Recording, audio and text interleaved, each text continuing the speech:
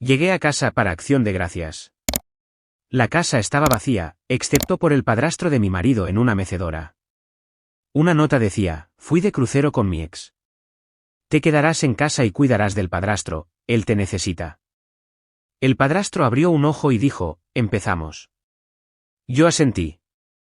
4 días después, mi marido estaba suplicando. Llegué a casa para Acción de Gracias. La casa estaba vacía, excepto por el padrastro de mi marido en una mecedora. Una nota decía: fui de crucero con mi ex. Te quedarás en casa y cuidarás del padrastro, él te necesita. El padrastro abrió un ojo y dijo: empezamos. Yo asentí. 4 días después, mi marido estaba suplicando. La nota temblaba en mis dedos mientras la sangre se iba de mi cara. Me fui en un crucero por el Caribe con Hannah. Mamá decidió venir también, ya que necesitaba un descanso. Te quedarás en casa y cuidarás de Víctor, él te necesita. Regreso el lunes. Brady. La leí 2 veces, segura de que debía haber algún error. El papel revoloteó hasta la encimera de la cocina mientras mi mano se entumecía. No regresa hasta el lunes, ¿verdad? La voz ronca detrás de mí me hizo sobresaltar. Me giré para ver a Víctor mirándome desde el umbral de la puerta, apoyado pesadamente en su bastón, pero con los ojos demasiado alertas para el anciano decrépito que Brady había descrito. No, logré decir, mi voz apenas audible. Nadie regresa. Se han ido todos de crucero. Víctor asintió lentamente, como si hubiera esperado exactamente este escenario. Te dejaron con el trabajo sucio, ¿verdad? Un movimiento clásico de Brady. Había llegado a la casa familiar de los Mitchell hacía solo 30 minutos, mi coche lleno de regalos e ingredientes para la cena de Acción de Gracias. El silencio de la casa debería haber sido mi primera pista, no había deliciosos aromas de pavo asado, ni un partido de fútbol a todo volumen desde la televisión de la sala, ni saludos alegres.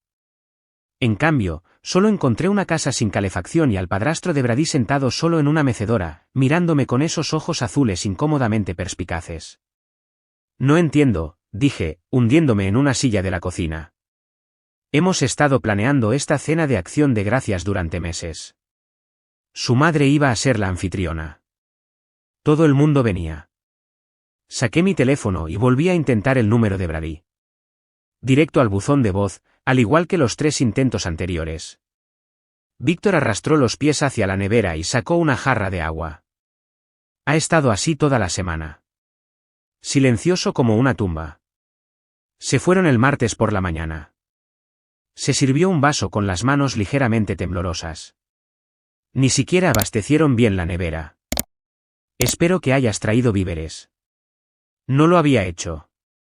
Había traído arándanos, batatas y mis ingredientes especiales para el pastel de manzana, contribuciones a lo que se suponía que sería un festín familiar, no provisiones para una festividad abandonada.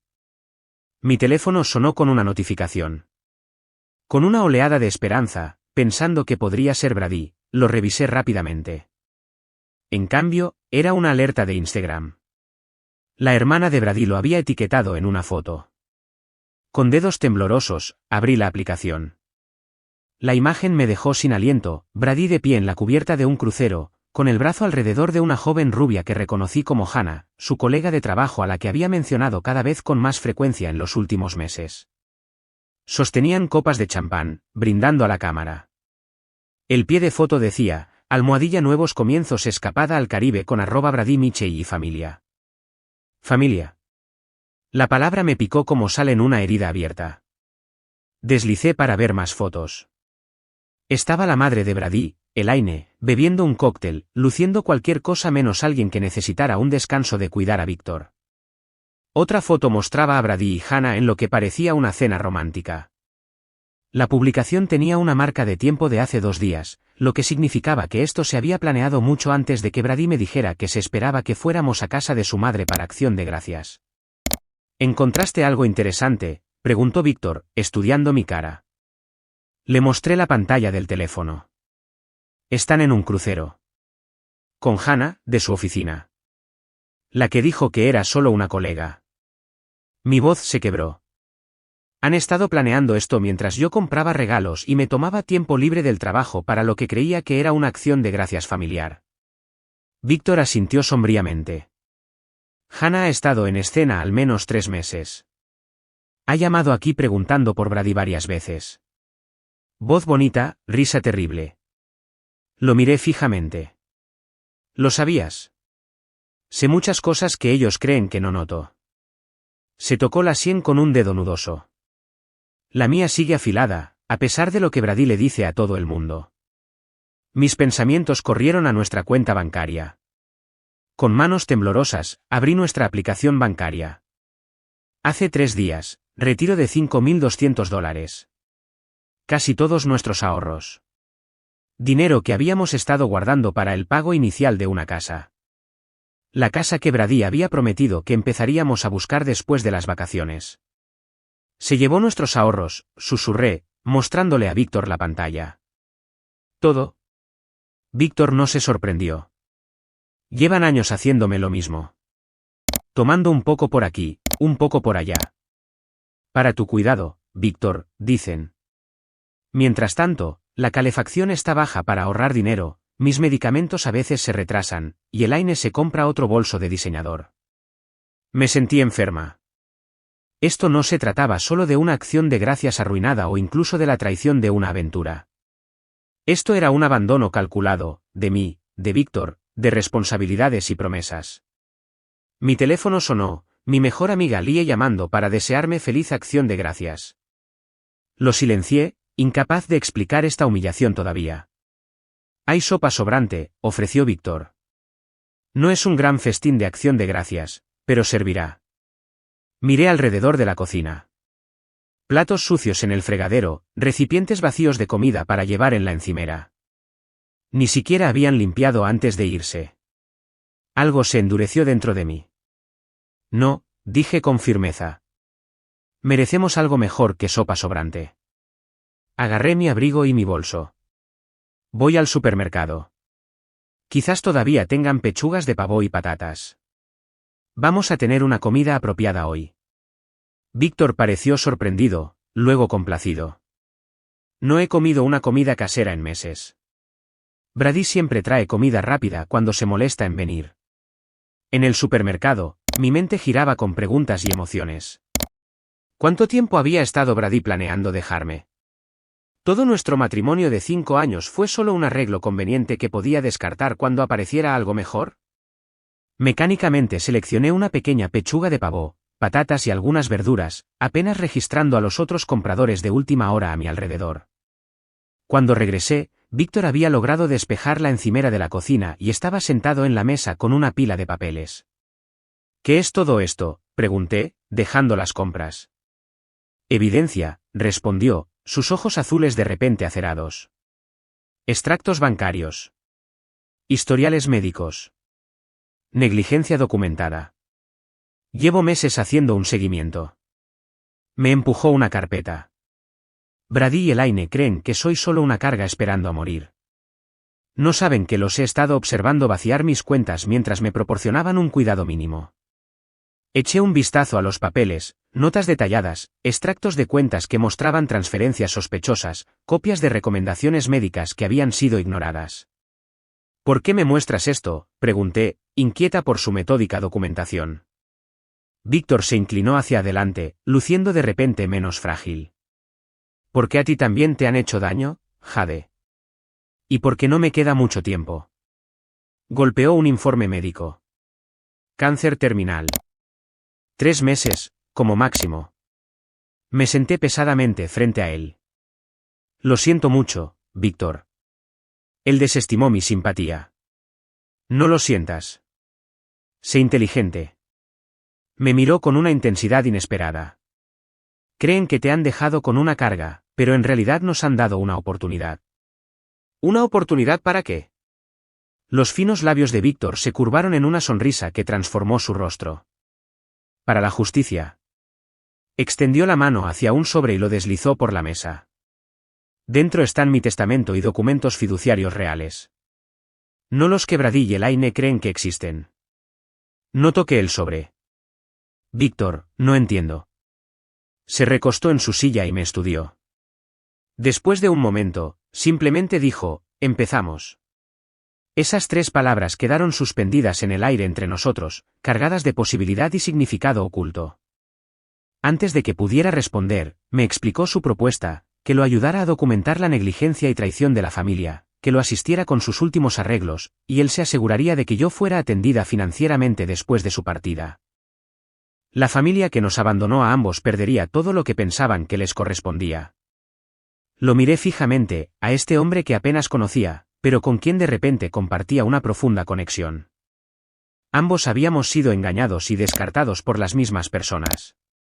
Afuera, las sombras de la tarde se alargaban sobre un camino vacío donde una familia debería haberse reunido. Dentro, se estaba formando una alianza inesperada.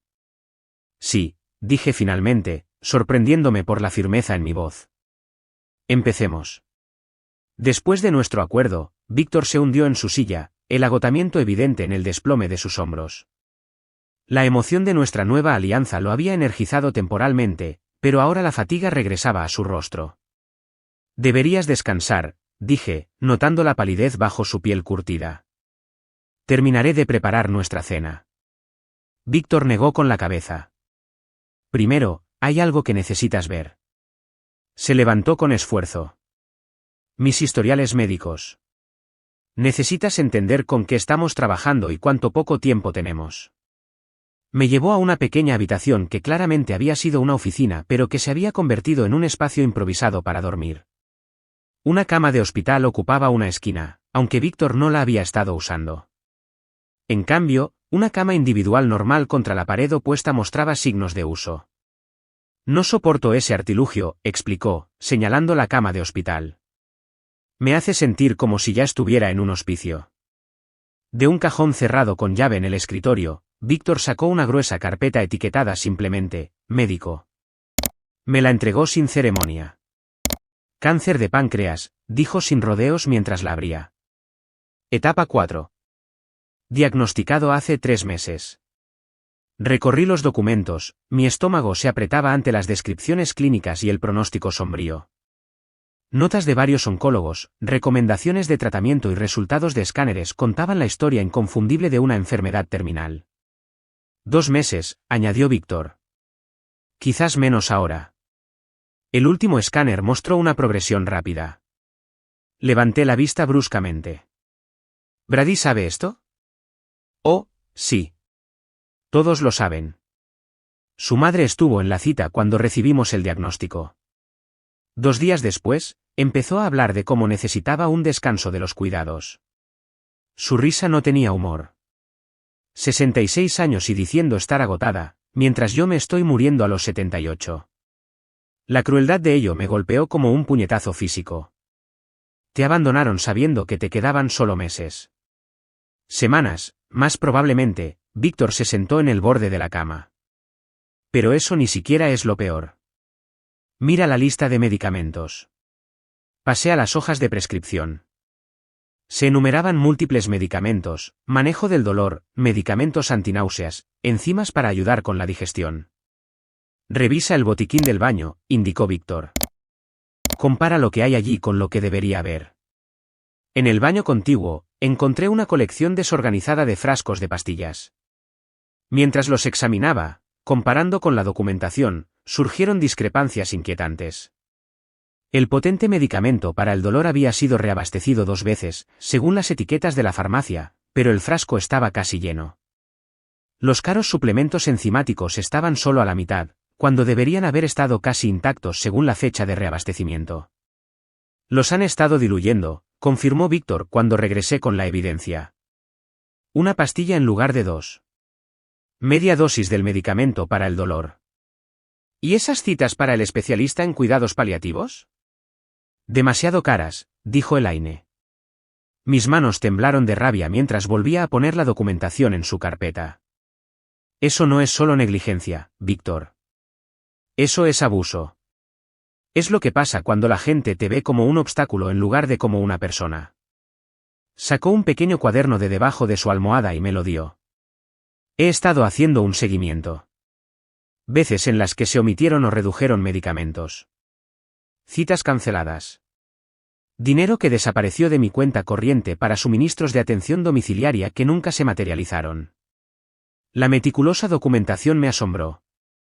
Páginas de fechas, horas, incidentes específicos. A pesar de su enfermedad, la mente de Víctor seguía siendo tan aguda como una navaja. Déjame prepararte algo de comer, dije, necesitando un momento para procesar todo. Debes tener hambre. En la cocina, encontré provisiones lamentables, unas pocas latas de sopa, un poco de pan duro, leche a punto de estropearse. Con lo que había comprado, logré preparar una comida decente de pechuga de pavo asada, puré de patatas y judías verdes, no el festín de acción de gracias que había planeado, pero mucho mejor que la sopa sobrante. Mientras comíamos en la pequeña mesa de la cocina, Víctor me estudió. Cuéntame sobre tu matrimonio, dijo finalmente. ¿Cuándo notaste por primera vez que Brady no era quien creías que era? La franqueza de la pregunta me tomó por sorpresa. Piqué mi comida, considerando cómo responder. Fue gradual, admití. Cuando nos conocimos, Brady era atento, apoyaba mi trabajo de diseño gráfico. Yo estaba construyendo mi base de clientes, tenía mi propio pequeño estudio apartamento, buenas amigas. Hice una pausa, dándome cuenta de cuánto había cambiado. Después de casarnos, sugirió que trabajara desde casa para ahorrar en el alquiler del estudio. Tenía sentido económicamente, pero luego mi equipo seguía teniendo problemas. Problemas con el ordenador, fallos de software. Víctor asintió con conocimiento de causa. Táctica de aislamiento.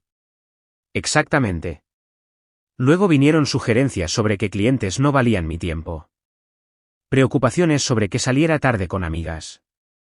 Él revisaba mi teléfono, diciendo que solo estaba buscando un número. Los patrones eran tan claros en retrospectiva. Cuando mi padre murió el año pasado y me dejó $30,000, Brady insistió en que lo pusiéramos en nuestra cuenta conjunta, para nuestro futuro, punto. Ese dinero se suponía que era para el pago inicial de tu casa, añadió Víctor en voz baja. El dinero que acaba de gastar en un crucero con otra mujer.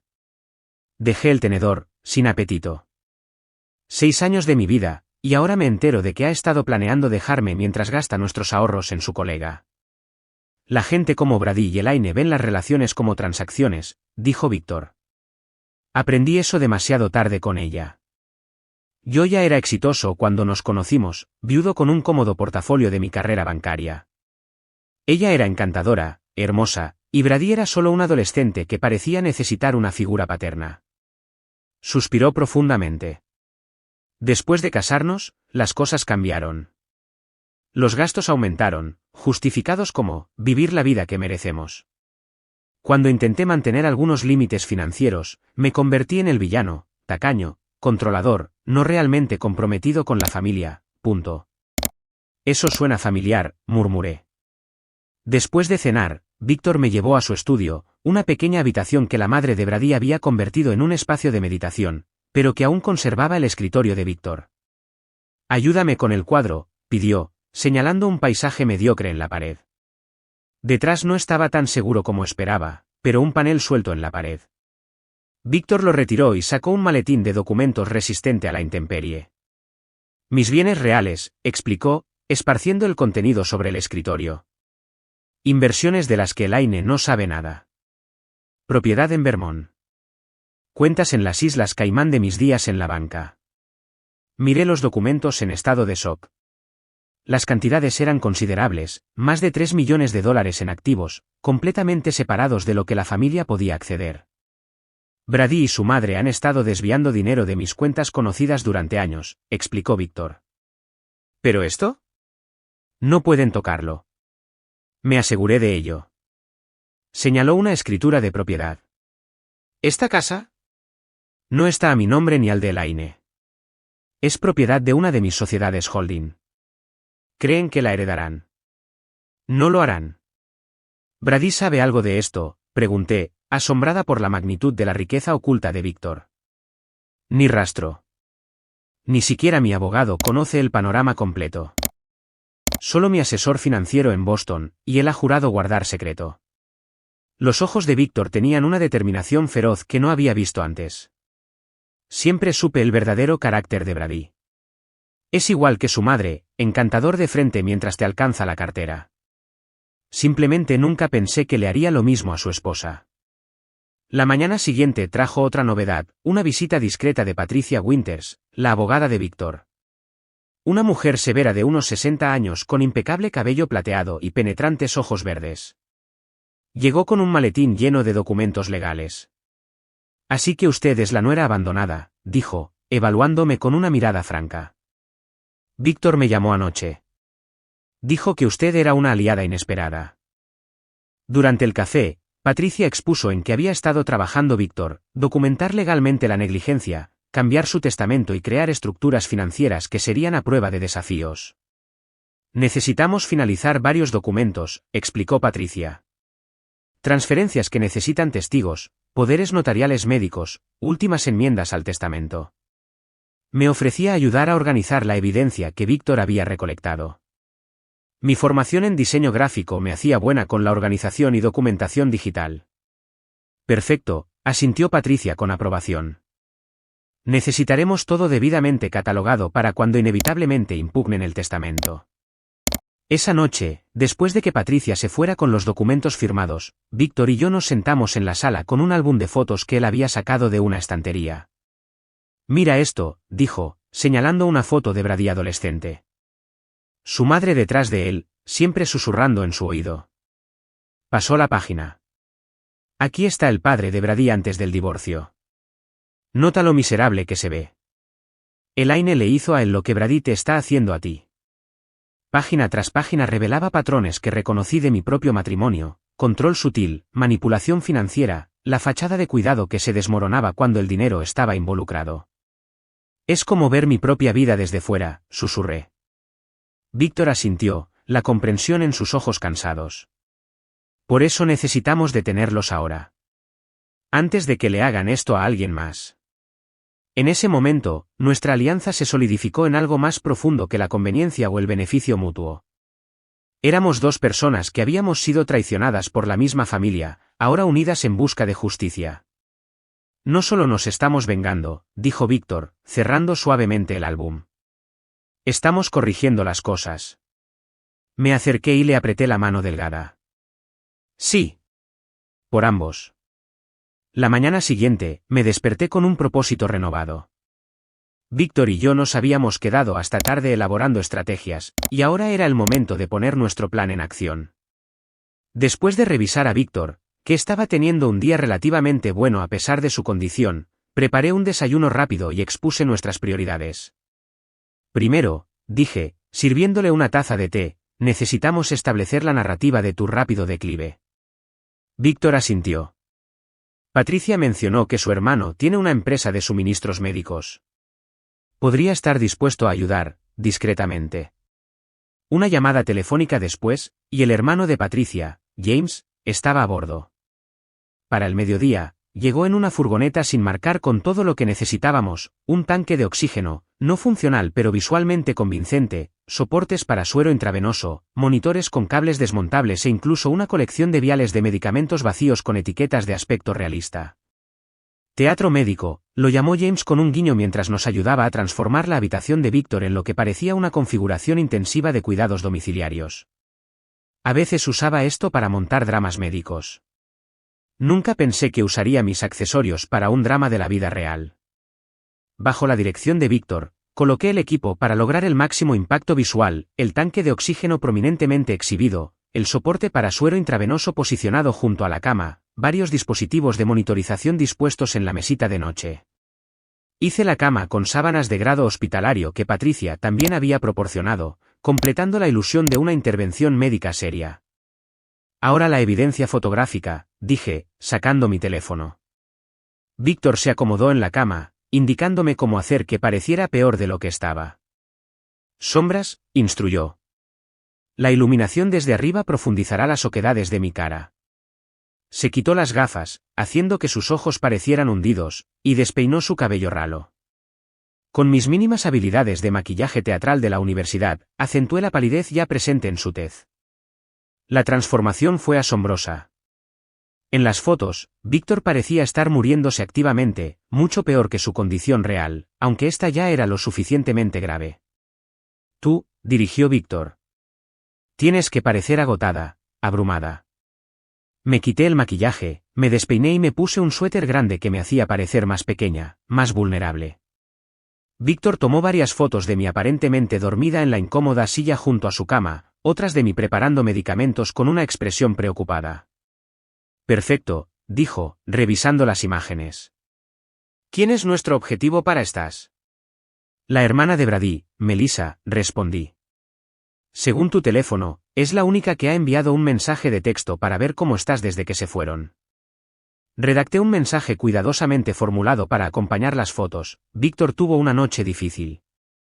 La fiebre subió a 102. Controlando el dolor lo mejor que puedo. Los mantendremos al día. Directo, clínico, pero con un trasfondo de preocupación que activaría culpa o al menos interés. Melissa respondió en minutos. ¿O no? Pobre tío Víctor. Manténme informada. El anzuelo está puesto, murmuró Víctor cuando le mostré la respuesta. Luego vino mi actuación más difícil hasta el momento. Llamé al teléfono de Brady, sabiendo que no respondería, pero que su buzón de voz grabaría mi mensaje. Víctor activó la aplicación de grabación en su teléfono para preservar mi lado de la conversación. Brady, soy yo de nuevo, dije, inyectando pánico controlado en mi voz. La condición de Víctor está empeorando más rápido de lo esperado. La enfermera de hospicio está preocupada por su respiración. Por favor, llámame tan pronto como puedas. Hice una pausa, luego añadí con el temblor justo, realmente necesito tu apoyo ahora mismo. Hice llamadas similares cada pocas horas, cada mensaje más urgente, cada uno cuidadosamente grabado. Entre llamadas, creé un registro médico detallado con episodios ficticios pero realistas, picos de temperatura, dolor incontrolado, dificultades respiratorias. Retrospecté algunas entradas para crear una narrativa consistente de declive que comenzó incluso antes de que se fueran en su crucero. Deberías haber sido actriz, comentó Víctor mientras le mostraba el registro. Prefiero pensarlo como no ficción creativa, respondí con una sonrisa sombría. Toda buena historia necesita documentación. Alrededor de las 4 de la tarde, nuestra planificación fue interrumpida por un golpe en la puerta. Abrí para encontrar a una anciana sosteniendo una fuente cubierta. Soy Edith Peterson, la vecina, anunció. Pensé que quizás necesitabas algo de cena. Cuidar de Víctor es un trabajo a tiempo completo, supongo. La invité a entrar, agradecida tanto por la comida como por la oportunidad inesperada que presentaba. Durante el café, la señora Peterson se reveló como una mina de oro potencial de información y apoyo. Llevo años observando a esa familia, me confió, bajando la voz como si Víctor pudiera escucharla desde su habitación, aunque en realidad estaba descansando. La forma en que tratan a ese pobre hombre. Tu marido no es mejor que su madre, si me permites decirlo. No me molesta en absoluto, le aseguré. Estoy descubriendo exactamente en qué tipo de familia me casé. La señora Peterson me palmeó la mano. Víctor fue tan bueno con ese chico, ¿sabes? Le pagó la universidad. Le compró su primer coche. ¿Y cómo se lo devuelve Brady? Largándose de vacaciones mientras su padrastro se muere. Dejé que se viera mi enojo y dolor genuinos. Me dejaron una nota. Solo una nota diciéndome que lo cuidara. Vergonzoso, declaró la señora Peterson. Absolutamente vergonzoso. Sabes, todo el vecindario lo ha notado. El mes pasado, cuando Víctor se cayó en el patio, fue mi Harold quien lo ayudó a levantarse. Brady estaba dentro viendo fútbol. Ignoró por completo nuestros golpes. Para cuando se fue, la señora Peterson había prometido correr la voz entre los vecinos de que Víctor necesitaba apoyo y visitas mientras su familia se estaba paseando egoístamente por el Caribe. Documenté cuidadosamente sus declaraciones y la fecha de su visita. En los 2 días siguientes, 5 vecinos más visitaron, cada uno con sus propias historias de haber presenciado la negligencia de Brady hacia Víctor. Cada visita fortaleció nuestro caso y proporcionó testigos adicionales tanto del aparente declive de Víctor como de la ausencia de la familia durante lo que creían que eran sus últimos días. El sábado por la mañana, Patricia regresó con los documentos finales para las transferencias de activos. Llevamos a Víctor al banco local, donde había sido cliente durante más de 30 años. El gerente, el señor Collins, lo recibió cálidamente. Víctor, me alegra verte por aquí. ¿Cómo te sientes? Poniendo mis asuntos en orden, Richard, respondió Víctor, su voz deliberadamente más débil de lo habitual. La memoria sigue nítida, aunque el cuerpo esté fallando. En la privacidad de la oficina del gerente, Víctor transfirió oficialmente el control de sus activos ocultos a una serie de fideicomisos que me beneficiarían a mí y a varias organizaciones benéficas para el cuidado de ancianos. El señor Collins observó con simpatía cómo la mano temblorosa de Víctor firmaba cada documento.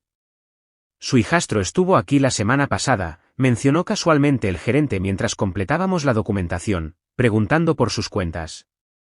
Le recordé que sin la autorización adecuada, Víctor sonrió finamente. Siempre planificando, ese muchacho. Recuerdo cuando vino a cobrar ese cheque para su regalo de graduación, continuó el señor Collins.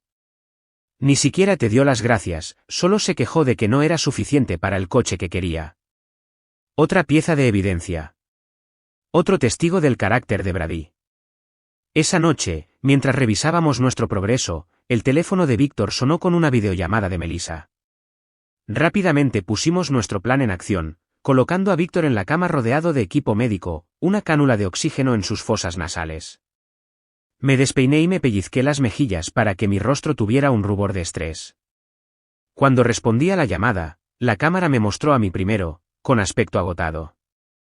«Oh, Jade», jadeó Melissa. «Te ves terrible.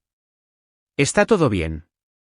Manejándolo, dije simplemente, girando el teléfono hacia Víctor, quien realizó una actuación digna de un Oscar de semiconsciencia, su respiración deliberadamente dificultosa. «Tío Víctor», llamó Melissa. «Soy Melissa. ¿Me oyes?» Los ojos de Víctor se agitaron débilmente. «Melissa», susurró. «¿Eres tú, cariño?» La preocupación en la voz de Melissa sonó genuina, pero lo que siguió reveló sus verdaderas prioridades. ¿Deberíamos volver a casa antes? Va a llegar hasta el lunes. Volví la cámara hacia mi cara. Es difícil saberlo. La enfermera de hospicio cree que sus sistemas se están cerrando. Si quieres despedirte. Déjame hablar con Brady y mamá, dijo rápidamente. Lo que pasa es que estos boletos no son reembolsables, y mamá ha estado muy estresada últimamente. Asentí comprensivamente, mientras luchaba por contener un genuino asco. Por supuesto. Es solo que Víctor sigue preguntando por Brady en sus momentos más lúcidos. Le diré que llame, prometió Melissa. Tan pronto como regresen de su excursión en tierra. Después de terminar la llamada, Víctor se sentó y se quitó la cánula de oxígeno. ¿Grabaste eso? Sostuve mi otro teléfono, que había capturado toda la conversación, cada palabra.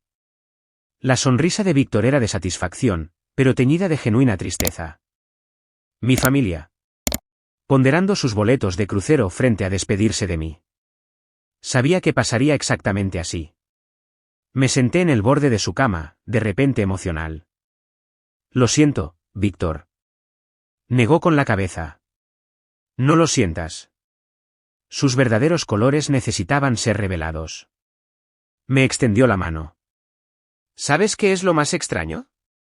Estos últimos días contigo, con alguien a quien realmente le importo, han sido mejores que meses con ellos. Nos sentamos en silencio, contemplando lo que habíamos puesto en marcha y los últimos pasos que quedaban por dar. Nuestro contraataque estaba en marcha. La trampa casi preparada. Ahora solo necesitábamos activarla en el momento preciso. La mañana del domingo amaneció con un sutil cambio en la atmósfera. Mientras le traía a Víctor su té matutino, noté que sus manos temblaban más de lo habitual, un tinte azulado alrededor de sus labios que no había estado antes. No tienes que fingir conmigo, dije suavemente, ayudándolo a sentarse. Realmente no te sientes bien hoy, ¿verdad? La sonrisa de Víctor era delgada pero genuina. ¿Irónico, no?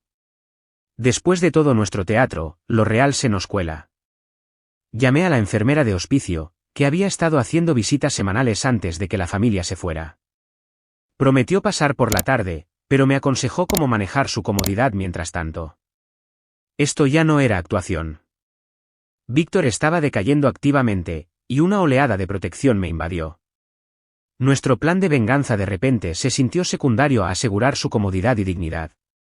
¿Qué te gustaría para desayunar?, pregunté, tratando de mantener la normalidad. Melocotones, dijo, sorprendiéndome. Melocotones frescos con crema. Mi difunta esposa Marta solía prepararlos todos los domingos por la mañana. La petición me envió a 3 supermercados diferentes antes de encontrar melocotones decentes en noviembre. Cuando regresé y los preparé como él describió, cortados en medias lunas perfectas con una cucharada de nata batida, los ojos de Víctor se humedecieron con el primer bocado. Justo como ella solía hacerlos, susurró. Nadie se ha molestado en recordar esas cosas sobre mí en años.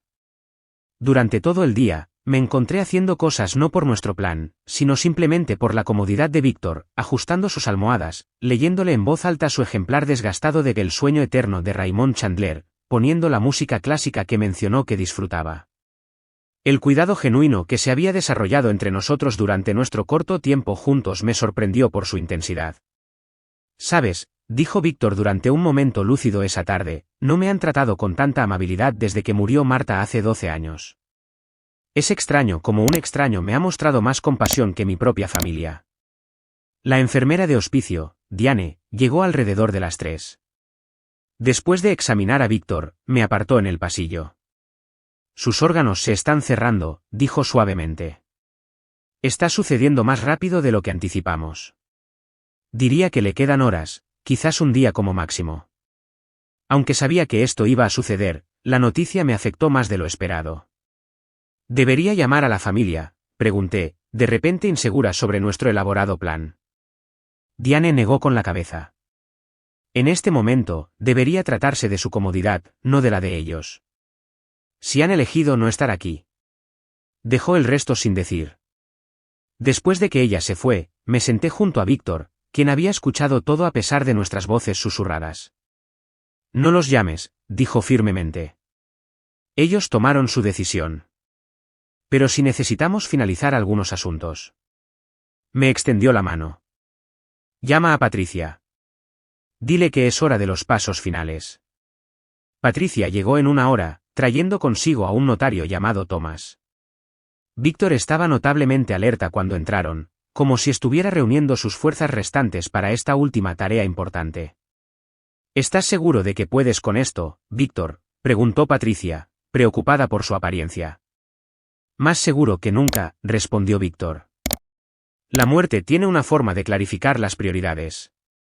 Finalizaron el último papeleo, documentos que transferían oficialmente el control de sus activos a mí como fideicomisaria, con especificaciones para donaciones sustanciales a organizaciones de prevención del abuso a ancianos. El Nuevo Testamento mencionaba explícitamente el abandono de Brady como la razón de su desheredación. Ahora la carta, dijo Víctor después de firmar el último documento. Patricia preparó su tablet para grabar mientras Víctor dictaba un mensaje para ser leído a la familia después de su muerte. Lo que surgió no fue la condena airada que podría haber esperado, sino algo mucho más poderoso, una expresión de profunda decepción y el dolor profundo de ser tratado como una carga en lugar de un padre.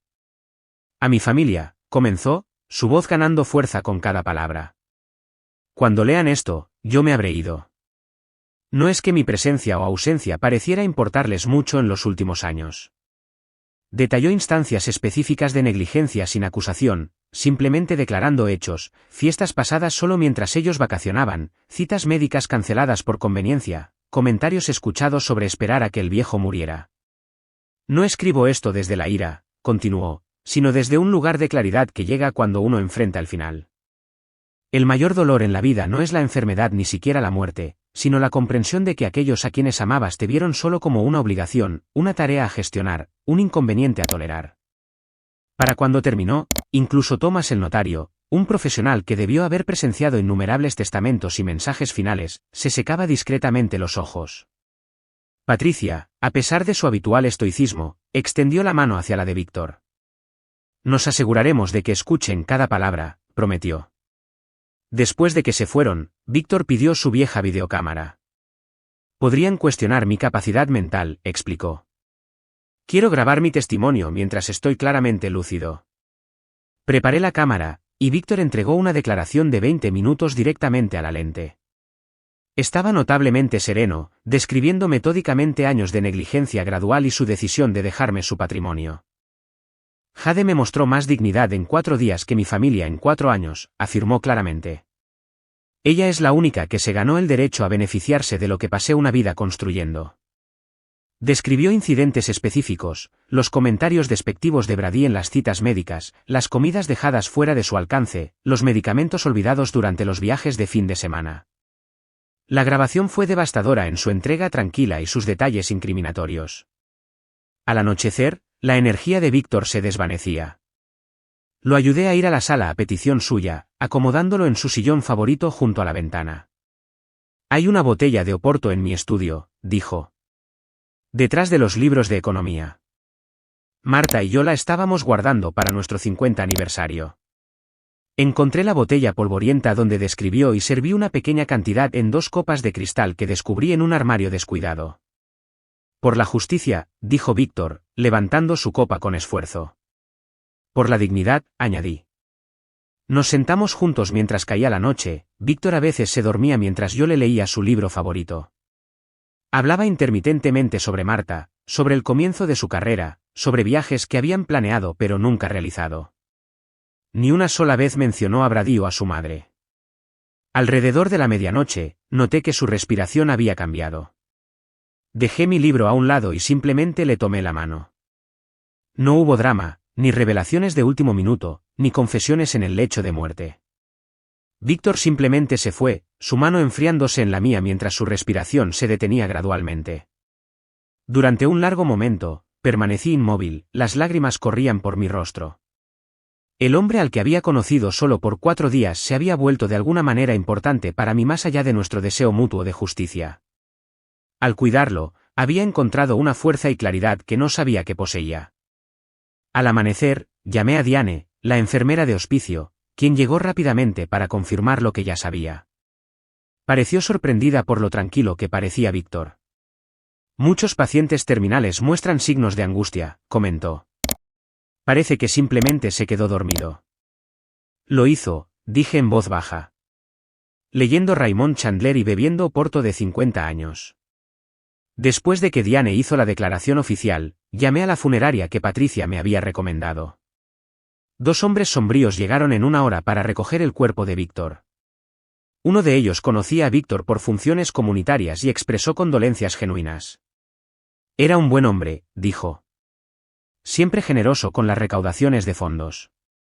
Una vez que se fueron, la casa se sintió repentinamente vacía.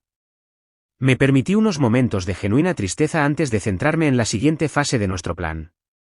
Brady y su familia regresarían al día siguiente, esperando encontrar a un hombre moribundo al que pudieran consolar en sus últimas horas, aliviando así cualquier culpa por su abandono. En cambio, me encontrarían a mí y las consecuencias de sus acciones. Coloqué la carta de Víctor en un sobre de color crema y la apoyé contra la foto familiar en la repisa de la chimenea, una foto en la que ahora noté que Brady y su madre sonreían ampliamente mientras Víctor estaba ligeramente apartado. En el comedor, organicé la extensa documentación de negligencia en carpetas claramente etiquetadas, citas médicas canceladas, explotación financiera, evidencia grabada de negligencia. El testimonio en vídeo de Víctor estaba preparado en la televisión, listo para reproducirse con solo pulsar un botón. Finalmente, fui al dormitorio principal y empaqué mis pocas pertenencias. Junto a mi maleta, coloqué impresiones de las fotos del crucero que Brady y su familia habían publicado durante la semana, creando una línea de tiempo visual cruda que contrastaba sus cócteles junto a la piscina con el declive documentado de Víctor. Todo estaba arreglado para lograr el máximo impacto a su regreso, una revelación cuidadosamente orquestada que aseguraría que enfrentaran todo el peso de sus elecciones. De pie en el centro de la casa silenciosa, sentí un profundo sentido de propósito. Esto ya no se trataba solo de venganza. Se trataba de justicia para un hombre que merecía mucho más de lo que había recibido de aquellos que debieron haberlo cuidado más. Está hecho, Víctor, dije suavemente a la habitación vacía. Entenderán exactamente lo que han perdido. Pasé la mañana del lunes en una extraña calma, esperando lo inevitable. Alrededor del mediodía, escuché el sonido de las puertas de los coches cerrándose de golpe, seguido de risas y charlas mientras Brady y su familia regresaban de su crucero. Respirando hondo, me alisí el sencillo vestido negro que había comprado el día anterior y me situé en la sala cerca de la mecedora vacía de Víctor. La puerta principal se abrió de golpe. Brady entró primero, su madre Elaine justo detrás de él, seguida por Melissa y Hannah, la colega que claramente era más que eso. Estaban todos bronceados y sonrientes, con los brazos cargados de bolsas de compras libres de impuestos y recuerdos de mal gusto. «Cariño, ya llegamos», gritó Brady, su voz alegre hasta que me vio de pie allí, mi expresión solemne. Su sonrisa vaciló. «¿Qué pasa con el atuendo de funeral?» Elaine lo apartó, dejando caer su bolso de diseñador sobre la mesa de la consola. «¿Dónde está papá?» «Está durmiendo la siesta». Su tono era casual, como si preguntara por una mascota en lugar de por su marido moribundo. «Víctor falleció el sábado por la noche», dije tranquilamente. Las bolsas de compras en las manos de Brady cayeron al suelo. Hannah, insegura de qué hacer, dio un paso atrás hacia la puerta. «¿Qué quieres decir con falleció?», preguntó Elaine, como si hubiera cometido un error de vocabulario. «Murió pacíficamente mientras dormía alrededor de la medianoche», continué, manteniendo la compostura. «El servicio funerario fue ayer por la tarde. Muchos de sus vecinos asistieron, junto con los amigos de Víctor de sus días en la banca.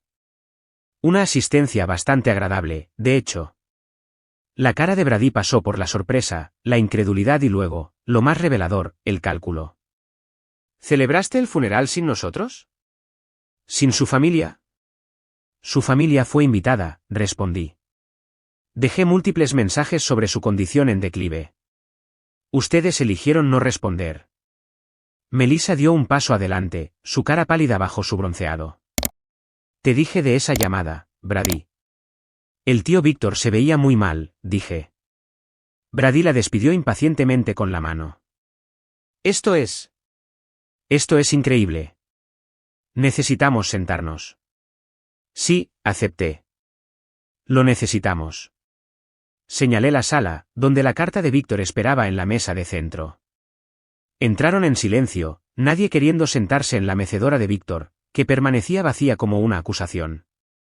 Hay algunas cosas que necesitan saber, dije, tomando el sobre de color crema. Víctor dejó esta carta para que se les leyera a su regreso. ¿Cambió su testamento?, interrumpió Elaine sin rodeos. ¿De eso se trata? La miré directamente a los ojos. Quizás deberían escuchar sus palabras primero. Desdoblé la carta y comencé a leer el mensaje de Víctor. Su decepción fluyó a través de mi voz, las fiestas pasadas solo, las citas médicas canceladas por conveniencia, los comentarios escuchados sobre esperar a que el viejo muriera. Mientras leía, observaba sus reacciones. La cara de Elaine se endureció a la defensiva, Brady se revolvía, evitando el contacto visual con cualquiera. Melissa parecía cada vez más incómoda. El mayor dolor en la vida, leí, no es la enfermedad ni siquiera la muerte, sino la comprensión de que aquellos a quienes amabas te vieron solo como una obligación, una tarea a gestionar, un inconveniente a tolerar. Cuando terminé, un pesado silencio llenó la habitación. Hannah, claramente deseando estar en cualquier otro lugar, miraba sus pies. Finalmente, Brady se aclaró la garganta. Mira, papá estaba confundido al final. ¿Su medicación? Víctor estaba perfectamente lúcido, lo interrumpí.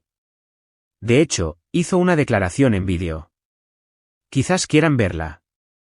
Esto es ridículo, declaró Elaine. Los desvaríos de fin de vida de un viejo enfermo no cambian las realidades legales. Brady es su pariente más cercano. Y de hecho, dije, poniéndome de pie, hay más que deberían ver. Los llevé al comedor, donde había organizado los archivos de evidencia. Los ojos de Brady se agrandaron al ver la meticulosa documentación dispuesta en orden cronológico. ¿Qué es todo esto?, preguntó. Evidencia, respondí simplemente. De explotación financiera, negligencia médica y abandono. Abrí la primera carpeta, revelando extractos bancarios con transferencias resaltadas. Víctor mantuvo registros detallados de cada dólar tomado de sus cuentas para supuestos gastos de cuidado que nunca se proporcionaron. Elaine arrebató uno de los extractos. Él nos dio ese dinero. Lo estábamos cuidando. Dejándolo solo para acción de gracias, con medicación inadecuada, sin comida en la nevera, y la calefacción bajada a 17 grados, pregunté, abriendo otra carpeta que contenía la línea de tiempo de sus preparativos de partida. Hay declaraciones de 6 vecinos diferentes que presenciaron su negligencia. Y luego está esto. Presioné reproducir en la tablet, y comenzó el testimonio en vídeo de Víctor. Su descripción tranquila y articulada de años de maltrato silenció incluso las protestas de Elaine. La cara de Brady se puso cada vez más pálida mientras Víctor describía incidentes específicos, medicamentos diluidos, citas canceladas, comentarios despectivos hechos cuando creían que él no podía oír. Todo esto es una trampa, finalmente espetó Brady, señalándome con el dedo. Ella manipuló a un hombre moribundo. El timbre sonó antes de que pudiera responder. Momento perfecto. Patricia estaba en la puerta, el notario Thomas a su lado. ¿Interrumpo?, preguntó con profesional frialdad. Para nada, respondí. La familia acaba de regresar y estaba revisando el mensaje final de Víctor. Excelente. Entonces puedo proceder con la notificación oficial. Patricia colocó su maletín sobre la mesa del comedor y sacó varios documentos. Como albacea del patrimonio de Víctor Armón, estoy aquí para informarles de las disposiciones de su último testamento. Brady se enderezó, recomponiéndose. Una sonrisa de suficiencia comenzó a formarse en sus labios. Bien. Vayamos al grano. Patricia se ajustó las gafas. El testamento es bastante directo. Víctor Armón ha dejado la totalidad de su patrimonio a Jade Michei, con disposiciones para donaciones sustanciales a varias organizaciones de prevención del abuso a ancianos. El silencio atónito que siguió fue interrumpido por la voz chillona de Elaine. Eso es imposible. Somos su familia. El testamento cita explícitamente el abandono y la negligencia como razones para la desheredación, continuó Patricia con calma. Ha sido debidamente presenciado, notariado y presentado ante el tribunal. El señor Armón fue examinado por 2 médicos distintos que certificaron su competencia mental en el momento de la firma. La suficiencia de Brady se evaporó. Esto es fraude. Lo impugnaremos. Son bienvenidos a intentarlo, respondió Patricia, imperturbable. Sin embargo, dada la extensa documentación de negligencia, el testimonio en vídeo y las declaraciones de testigos, les aconsejaría que no lo hagan. Solo estarían gastando dinero que no tienen. ¿Qué quiere decir con dinero que no tenemos?, preguntó Elaine. Patricia intercambió una mirada conmigo antes de continuar. Las propiedades que ocupan actualmente, incluida su residencia principal, pertenecen al fideicomiso familiar Armón, que ahora está bajo el control de Jade como fideicomisaria. Además, las cuentas de inversión de las que han estado retirando fondos han sido congeladas a la espera de una auditoría por posible abuso financiero. La cara de Brady palideció por completo. ¿Eso? Eso no es posible. La casa es mía. Papá lo prometió. Víctor no prometió nada, intervine. Usted asumió. Hay una diferencia. Las implicaciones estaban calando. Brady había gastado sus ahorros en el crucero, contando con su herencia para cubrir sus crecientes deudas. La casa en la que vivían no era suya para vender o pedir prestado.